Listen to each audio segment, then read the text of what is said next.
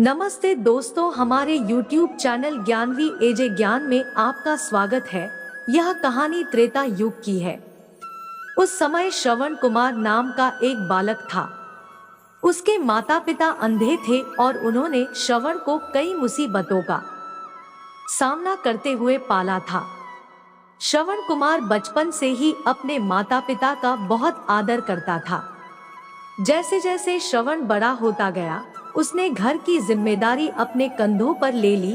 वह रोजाना सुबह उठकर सबसे पहले अपने माता पिता को स्नान कराने के लिए तालाब से पानी भरकर लाता था। इसके बाद वह तुरंत जंगल की ओर लकड़ियां लेने जाता। फिर लकड़ियां लाने के बाद श्रवण चूल्हा जलाकर माता पिता के लिए खाना बनाता था। श्रवण को इतनी मेहनत करते देख उसकी माँ हमेशा उसे टोकती थी। वह कहती थी, श्रवण बेटा, तुम इतना सारा काम अकेले क्यों करते हो? खाना तुम मुझे बनाने दिया करो, मैं आसानी से बना लूंगी। इसके बदले तुम थोड़ा आराम कर लिया करो। माँ की इन बातों को सुनकर श्रवण कुमार कहता, नहीं माँ, मैं ये सारे काम आप लोगों के लिए ही तो करता हूँ। भला अपने माँ बाप के लिए किए गए कामों में कैसी थकान, उल्टा मुझे तो खुशी मिलती है। श्रवण कुमार की इन बातों को सुनकर उसकी माँ भावुक हो गई। वो रोज भगवान से प्रार्थना करती, हे प्रभु, इतना ध्यान रखने वाला श्रवण जैसा बेटा हर माता पिता के घर में पैदा हो। श्रवण के माँ बाप नियमित रूप से भगवान की आराधना करते थे। वह उनके लिए फूल और पूजा की अन्य सामग्री, फिर खुद भी बिना देर किए माता पिता के साथ पूजा में शामिल हो जाता था। श्रवण कुमार धीरे धीरे बड़ा हुआ और जल्दी से घर के कार्यों को खत्म करके बाहर काम पर निकल जाता था। एक दिन श्रवण अपने माता पिता के साथ बैठा था। तभी उन्होंने श्रवण से कहा, बेटा, तुमने हमारी हर ख्वाहिश पूरी की है।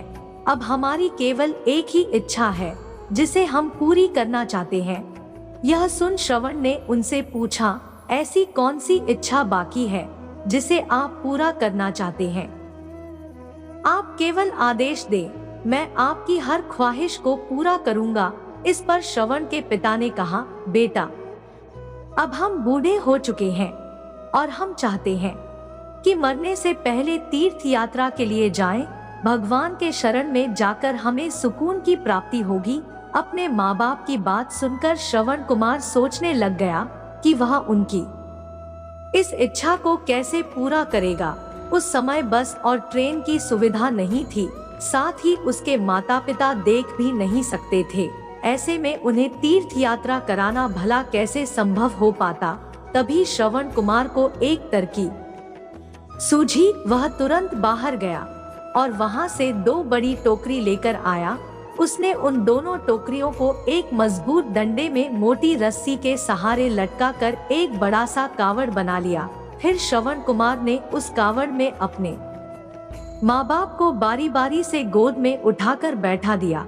उसके बाद कावड़ को अपने कंधों पर लेकर उन्हें तीर्थ यात्रा पर लेकर निकल पड़ा। वह लगातार कुछ दिनों तक अपने माता पिता को एक के बाद एक सभी पवित्र स्थलों पर घुमाने लगा। इस दौरान श्रवण कुमार ने अपने माता पिता को प्रयाग से लेकर काशी तक के दर्शन कराए। माता पिता को घुमाते समय श्रवण कुमार उन्हें उन जगहों के बारे में भी बताते चलता था, क्योंकि वह आंखों से उस दृश्य को नहीं देख सकते थे। अपने बेटे की मेहनत को देख उसके माता पिता बहुत खुश थे। उन्होंने एक दिन श्रवण से कहा, बेटा, हम देख नहीं सकते, लेकिन कभी भी हमें इस बात का दुख नहीं हुआ। तुम हमारे लिए हमारी आंखें हो। तुमने हमें जिस तरह सारे पवित्र स्थानों की कथा सुनाकर उनके दर्शन कराए हैं, ऐसा लगता है जैसे कि हमने सच में प्रभु के दर्शन अपनी आंखों से किए हो। अपने माता पिता की बातें सुनकर श्रवण ने कहा, आप लोग ऐसी बातें न करें। बच्चों के लिए माता पिता कभी भी बोझ नहीं होते, यह तो बच्चों का धर्म होता है। एक दिन श्रवण कुमार आराम करने के लिए अयोध्या नगरी के पास अपने माता पिता के साथ रुका। तभी उसकी माँ ने पानी पीने की इच्छा जताई। श्रवण को पास में ही एक नदी दिखाई दी। उसने अपने माता पिता से कहा, आप दोनों यहाँ आराम करें, मैं आप लोगों के लिए अभी पानी लेकर आता हूँ। नदी के पास पहुंचकर श्रवण कुमार कमंडल में पानी भरने लगा। उसी जंगल में अयोध्या के राजा दशरथ भी शिकार के लिए पहुंचे थे। पानी में हलचल की आवाज सुनकर उन्हें लगा कि कोई जानवर पानी पीने आया है। उन्होंने बिना देखे केवल ध्वनि सुनकर ही अपना तीर चला दिया। दुर्भाग्य से वह सीधे श्रवण कुमार को लग गया। तीर लगते ही वह चीख पड़ा। इसके बाद राजा दशरथ जब अपने शिकार को देखने पहुंचे तो वहां श्रवण था। वो तुरंत श्रवण कुमार के नजदीक पहुंचे और कहा, मुझसे बहुत बड़ी भूल हो गई, मुझे माफ कर दीजिए। मुझे बिल्कुल नहीं पता था कि यहाँ कोई मानव होगा। मैं इस गलती का पश्चाताप करने के लिए क्या करूं कि तुम मुझे माफ कर दो। तभी करहाते हुए श्रवण कुमार ने कहा, यहाँ से थोड़ी ही दूर जंगल में मेरे माता पिता बैठे हैं, उन्हें काफी प्यास लगी है।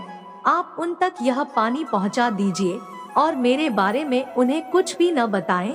इतना बोल के श्रवण कुमार की सांसें रुक गईं। श्रवण कुमार की मौत से राजा दशरथ सुन्न पड़ गए। किसी तरह वो श्रवण कुमार के बताए अनुसार जल लेकर उसके माता पिता के पास पहुँचे। श्रवण के माता पिता अपने बेटे की आहट को बखूबी पहचानते थे। जब राजा दशरथ उनके करीब पहुँचे तो उन्होंने आश्चर्य से पूछा, तुम कौन हो और हमारे श्रवण को क्या हुआ, वह क्यों नहीं आया? राजा दशरथ उनके सवालों का जवाब नहीं दे पाए। उन्होंने चुपचाप पानी उनकी तरफ बढ़ा दिया। तभी श्रवण की माँ ने चिंतित स्वर में जोर से कहा, तुम कौन हो और मेरा बेटा कहाँ है? ये बताते क्यों नहीं हो? श्रवण की माँ की चिंता देखकर राजा दशरथ ने कहा, मुझे माफ कर दीजिए। शिकार करने के लिए मैंने जो तीर चलाया था वो सीधे आपके बेटे श्रवण को जा लगा। उसने मुझे आप लोगों के बारे में बताया, इसलिए मैं यहाँ पानी लेकर चला आया। इतना कहकर राजा दशरथ चुप हो गए। राजा दशरथ की बात सुनकर श्रवण की माँ जोर जोर से रोने लगी। उन दोनों ने अपने बेटे की मौत के गम में राजा दशरथ के लाए हुए पानी को हाथ तक नहीं लगाया। श्रवण के पिता ने तभी राजा दशरथ को पुत्र वियोग का श्राप दे दिया। कुछ ही देर बाद श्रवण के माता पिता ने अपने प्राण त्याग दिए। बताया जाता है कि श्रवण कुमार के पिता के श्राप के परिणाम स्वरूप ही राजा दशरथ को अपने पुत्र राम से दूर रहना पड़ा था।